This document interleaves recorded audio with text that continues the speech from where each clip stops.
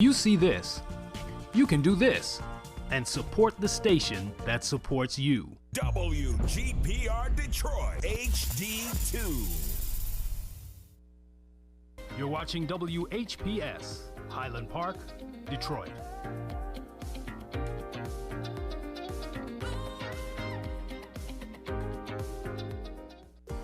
The views and opinions expressed on the following show are not necessarily the views and opinions of WHPS, its affiliates, management, or sponsors.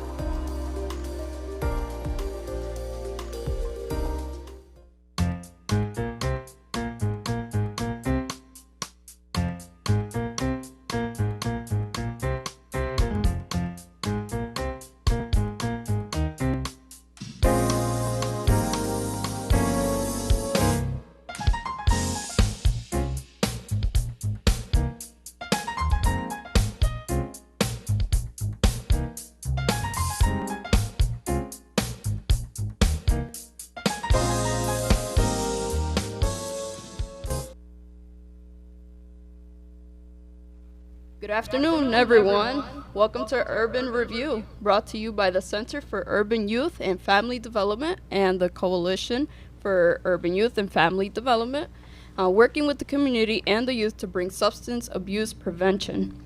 This show is sponsored by the Office of National Drug Control Policy. The thoughts and the opinions expressed on this show are not necessarily the thoughts and opinions of the Office of the National Drug Control Policy, nor the White House. My name is Angelise Rodriguez. I am a program coordinator for the Coalition for Urban Youth and Family Development.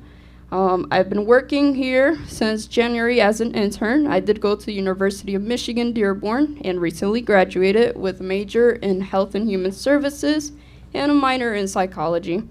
I started working, like I said, as an intern for the Coalition back in January of this year, and I had the privilege to continue my work up to today with Mr. Arbuckle. Today on the show, I have the privilege to introduce to you all the intern from the University of Michigan, Dearborn, Miss Fallon Foster. How are you today, Fallon? Good. How about you, Angelise? I'm doing good. So tell us a bit about yourself. So I as well go to University of Michigan, Dearborn, and I am currently a junior transitioning into a senior. I'm taking a summer internship for him, and I started in May.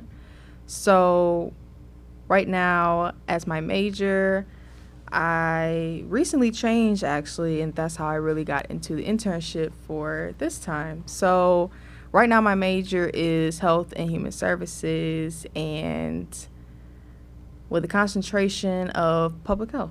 Oh, okay. That sounds good. We're kind of alike. I also did a health and human services major.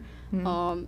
And what do you plan to do after college? What are your career goals? Probably like after college, I plan on really going to go get my master's degree. So that's what I really like wanting to do. So I've been trying to plan that out since it's not that far from now. So I've been really thinking probably staying in Michigan, trying to complete that. Okay. And I may even come back as an intern for Mr. Arbuckle for the Coalition for Urban Youth and Family Development. So that'll be great. It'll be Yes. great to bring back those skills that you developed during the summer, Mhm. and like put them out there whenever you come back. So what exactly are you gonna go do for a master's degree? I was just going to go and,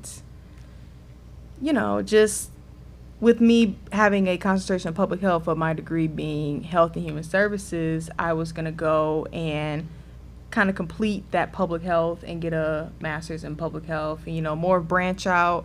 Because, many people don't know, you can branch out into epidemiology, you can go into social work, you can do government agencies, you can do disease control, like anything. It's really a broad range. So right now, I don't really have to pick. So Yeah. I can more wait. No, exactly, and it's very important to get experience in different things. Mhm.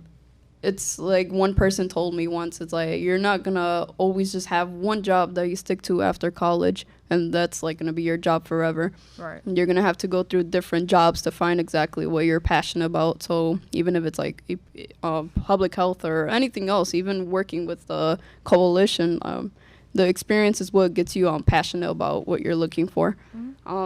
But yeah, so I know that you're doing work here with me in the coalition.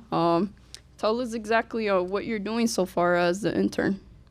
So right now as an intern, I guess at first it started out as more of just going to meetings, trying to get the gist of everything, kind of easing my way into the organization.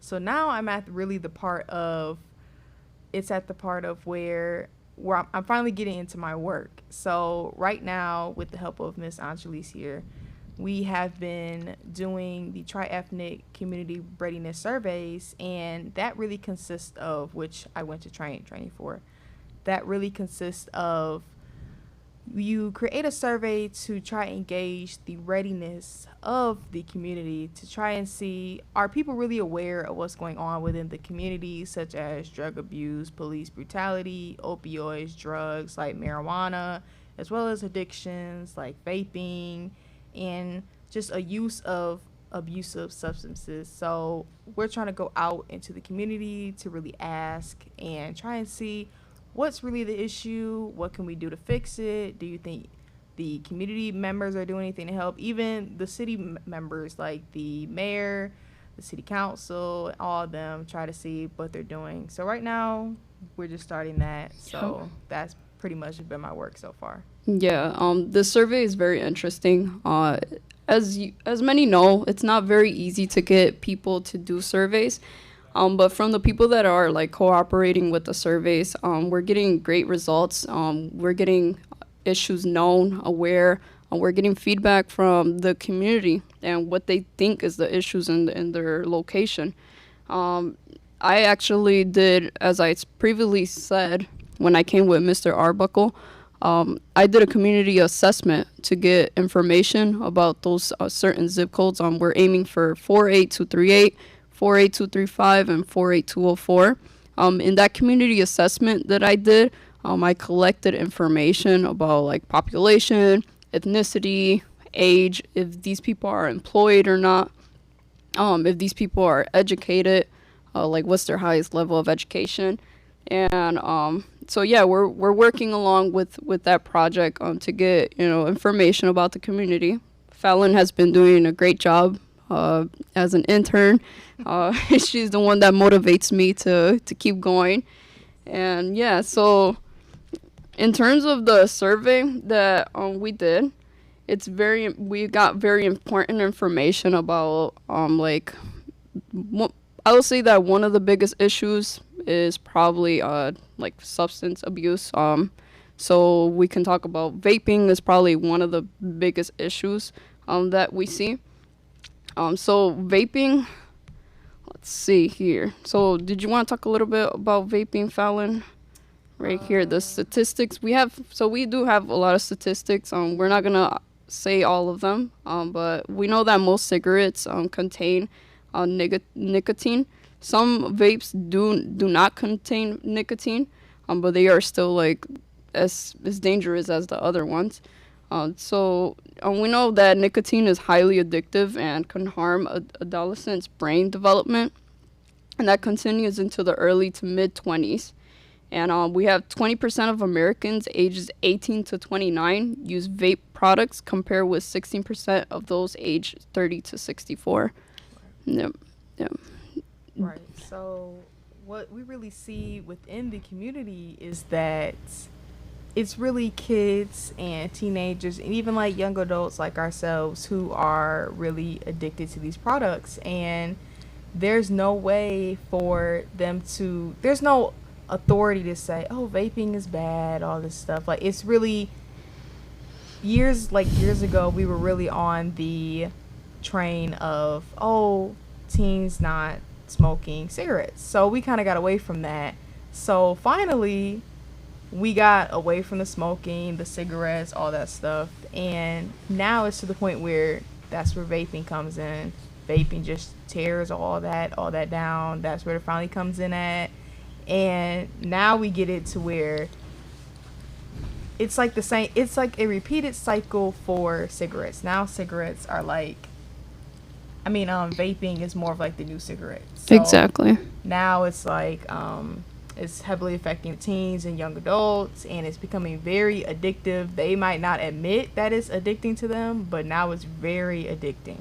Yep. So really how it really can affect the community is that many people do not know that vaping can really affect your mental health and even like your brain functionality.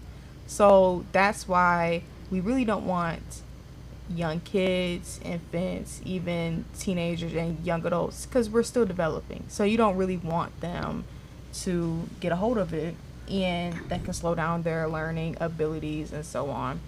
Yeah. So Yeah, that really is like the message that we're trying to get out there by doing the projects that we're doing.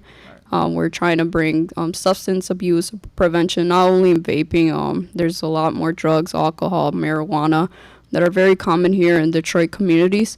And, you know, the sad part is that they're advertised as like to be healthier. The fruit vapes, they're like said to be better than regular, but in reality they have more chemicals if you look at it. So it's like both of them are harming, especially in teenagers. It's like you're so young and you're already getting so many chemicals into your body, and it's so dangerous.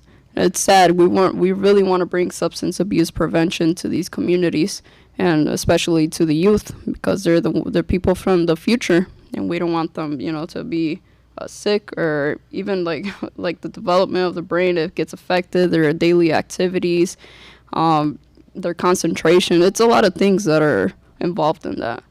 But yeah. Right. What really draws kids and even young adults to them really is the fact of, like you said, they're fruity, they're tailored towards kids, like the flavors, like any kid wants a strawberry flavored whatever.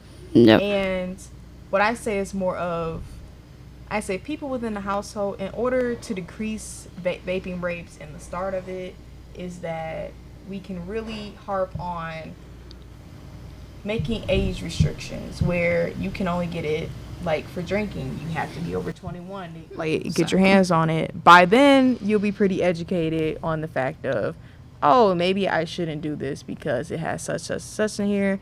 So now you're at the age where you can read the labels, do all that, and try to get a gauge on it. Yeah. So yeah. So right after the commercials, we'll be right back talking about more vaping and more substance abuse. Thank you.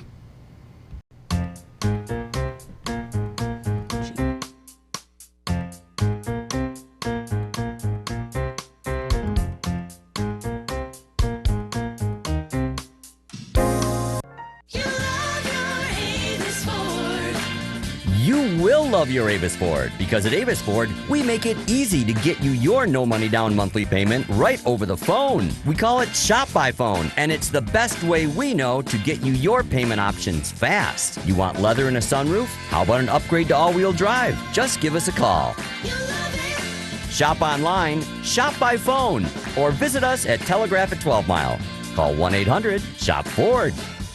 Meet Danny, high school senior, 17 years of age, all A student. Danny is just now finding out he scored 1,490 out of 1,600 on his SAT. Danny's friend decided to ask, "How did you do it?" Danny replied, "I believe every day is a test. To fail or succeed, you choose." The effects of vaping is the one test that Danny chose not to study for. Vaping does not discriminate on who becomes addicted. Over 2 million high school students use some type of electronic cigarette device. The top tobacco companies also own vaping devices. The FDA found that vaping contains some of the same toxic chemicals as regular cigarettes that lead to cancer. So whether you smoke traditional cigarettes with tobacco or smoke electronic cigarettes using nicotine, your health is at risk. There's no safe way to smoke. For more information, contact the Center for Urban Youth and Family Development. The non-medical use of prescription drugs, including opioids, is a growing concern in our communities, affecting all ages, including our youth. If the medication wasn't prescribed to you or has expired, don't take it. If your name isn't on the bottle, it's not meant for you to swallow. Addiction is real, and lives are being ruined. Or worse yet, lost. Visit preventiondetroit.org/opioids to find prescription Dropbox locations. The Center for Urban Youth and Family Development is a nonprofit organization that focuses on preventing personal problems we believe are facilitated by being raised in a foster care environment, or remediating potential problems through education and information to the community. Our programs focus on 3 key areas: youth aging out of foster care, community action, and healthcare. Our programs are focused on young adults in the foster care system who are about to age out, those that have just aged out, and the community at large. The Center for Urban Youth and Family Development hosts a variety of services focusing on the needs of foster care youth throughout the community. We also work with numerous community coalitions in our efforts to provide the best services for our clients and to help build stronger communities. We believe that a healthy mind and body are cornerstones to a healthy and prosperous community. The center also engages our community in mental health and wellness advocacy, as well as suicide prevention. Fostered youth emerge from the foster care system vulnerable to substance abuse, with little opportunity to obtain higher education or develop life skills.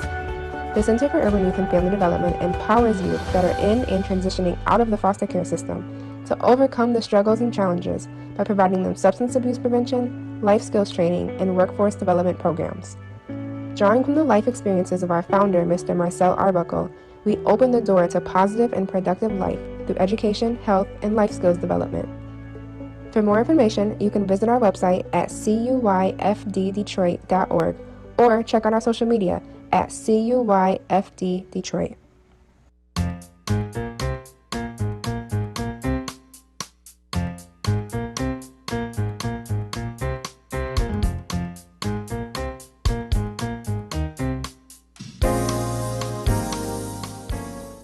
Hi, and welcome back.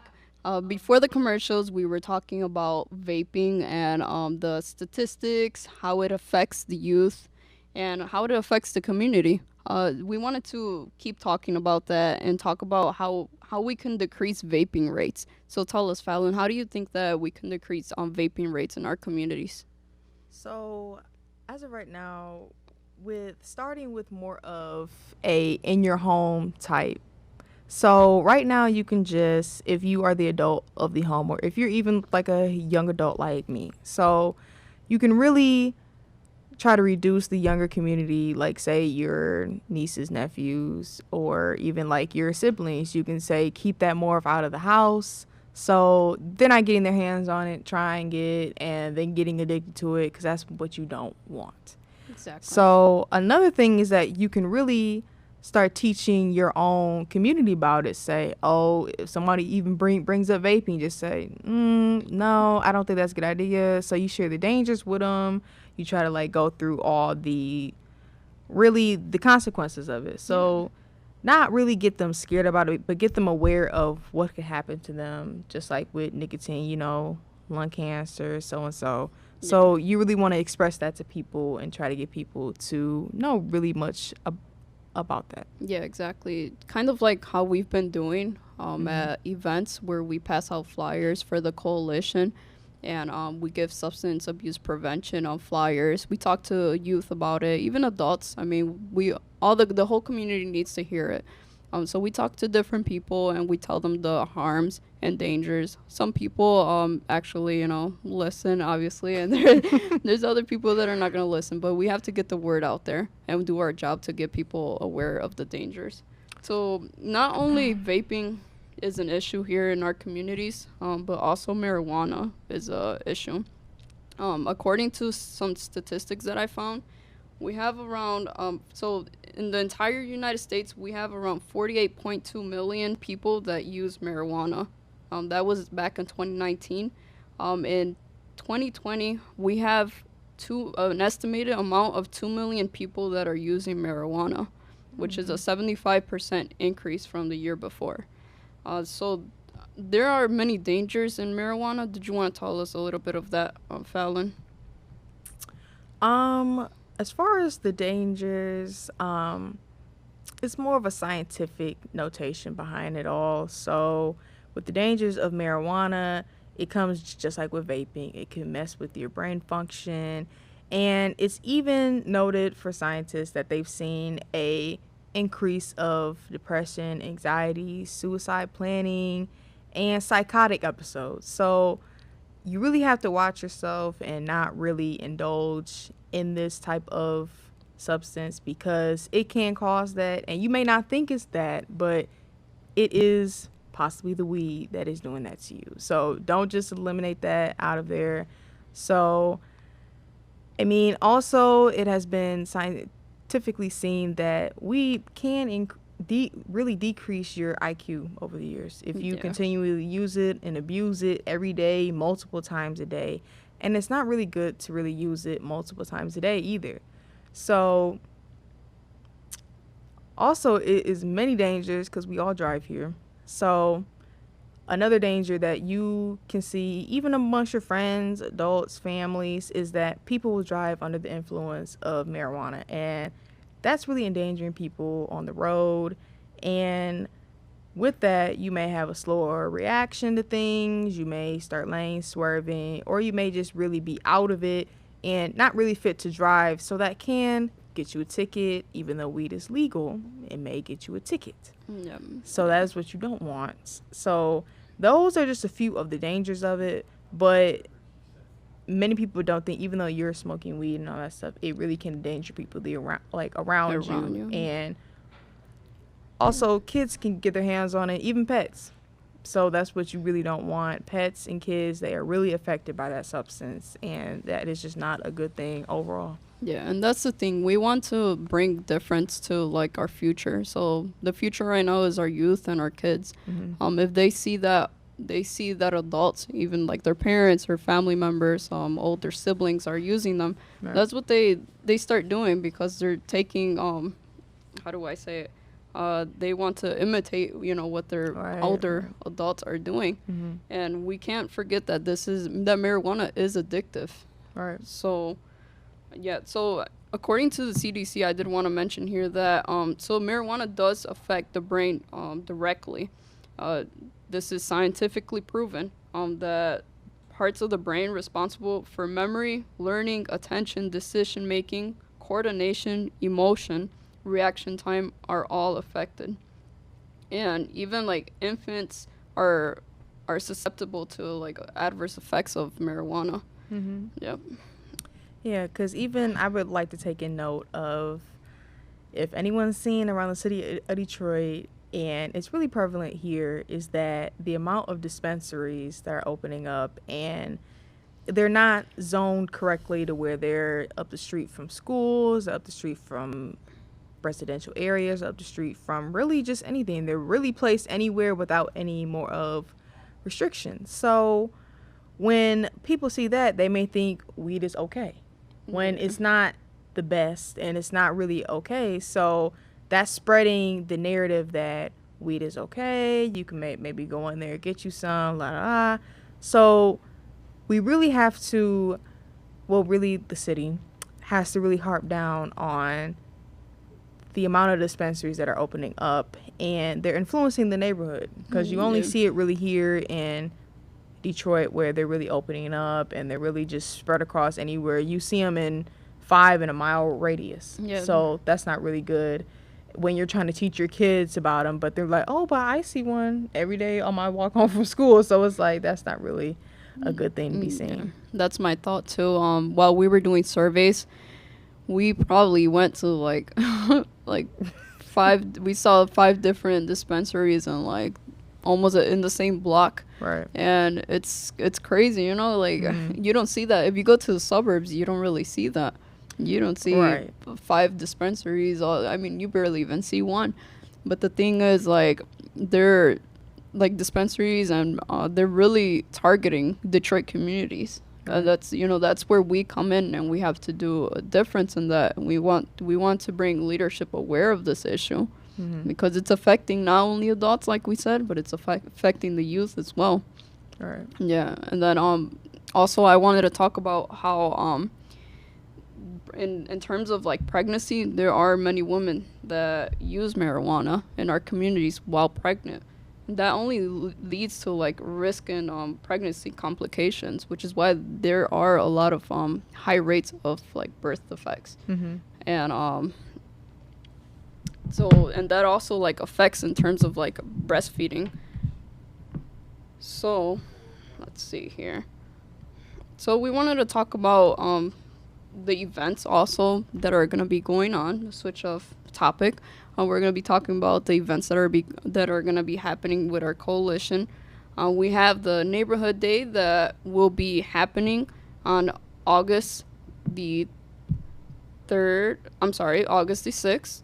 That will be located outside of our office, the Center for Urban Youth and Family Development. That will be from 12 to 5 o'clock. We also have a street festival that will be happening. I'm sorry, give me 1 second.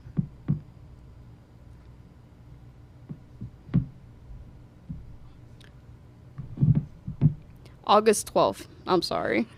And then we also have the Back to School Rally, which will be on August 20th. So bring out your family, your youth, the community. Let's all get together and let's be part of those activities. Let's see. Is there anything else you would like to talk about before we're done, Fallon? I would just say that when you come to Neighborhood Day and stuff, we do have open spots. You can join the Center for Urban Youth and Family Development. So we are very open to you since we have a lot of members as is, but we are looking for more. So don't shy away because we are seeking new members to add and add their opinions as well. So we are very open-minded and we take any opinions like with the surveys. We are taking any suggestions from like really anybody. So we are all helping each other as we are doing. So that's really it. So if you want to come join, when you come to any of our events, you can join online or in person with us. So don't be shy. Yeah, you're more than welcome to. We have a lot of activities. I know Mr. Arbuckle mentioned that we will be having food. We will have games. We will have people from other communities coming in. And us ourselves will be there as well to talk to the youth and to have a good time as well with the youth. And yeah, that's so far what we're doing here in the community. If you're not part of this community, there are other ways to be involved in your own community. You could talk about substance abuse prevention, bring that aware to your own community.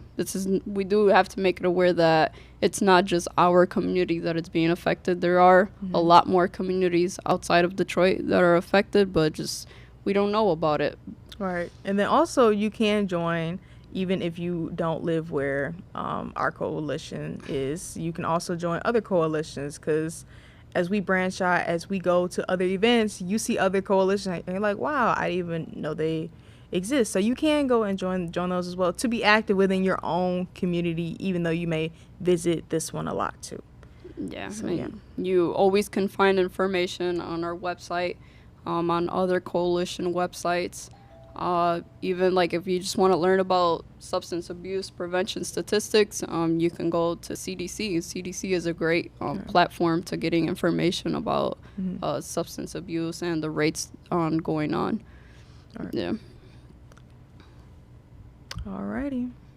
Well, we hope everybody stays safe and hope you guys have a great rest of your day. Yep.